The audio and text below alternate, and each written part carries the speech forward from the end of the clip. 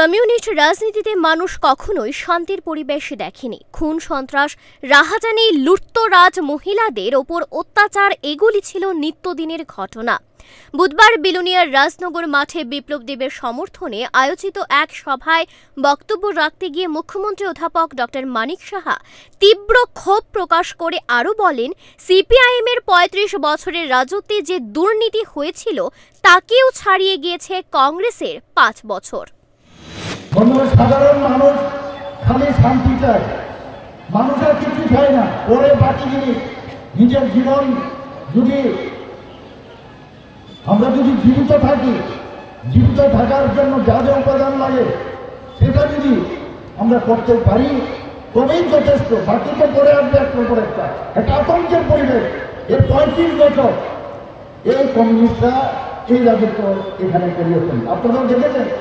শুধু তাই না, মানুষ ১০ বছর প্রথম দিকে যখন ওরা রাজত্ব করলো তখন মানুষ ওদের অত্যাচারে যে বিভীষিকাময় যে পরিস্থিতি সারা ত্রিপুরাতে করেছে, মানুষ চেয়েছিল তার একটা পরিবর্তন হোক।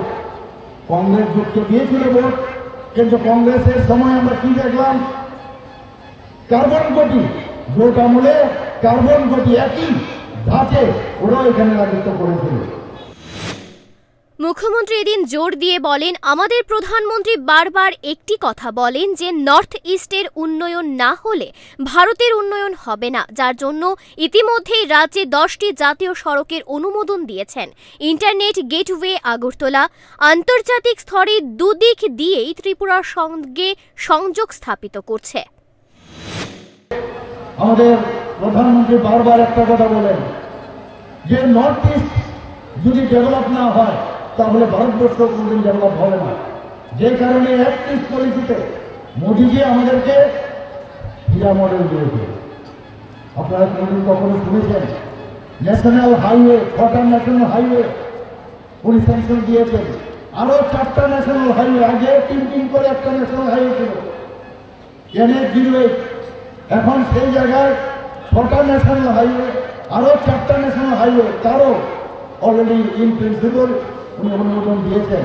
ইন্টারনেট আজকে এখানে কথায় কথায় আমরা বহু প্রদেশের সাথে যদি আমরা কম্পেয়ার করি, ত্রিপুরার ইন্টারনেট এত ভালো। এখানে মোবাইল সার্ভিস এবং আমাদের ল্যাপটপে যারা কাজ করে বা কম্পিউটারে কাজ করে কত সহজে সারা পৃথিবী হাতের মধ্যে চলে আসে, সেটা সম্ভব হয়েছে ত্রিপুরাতে।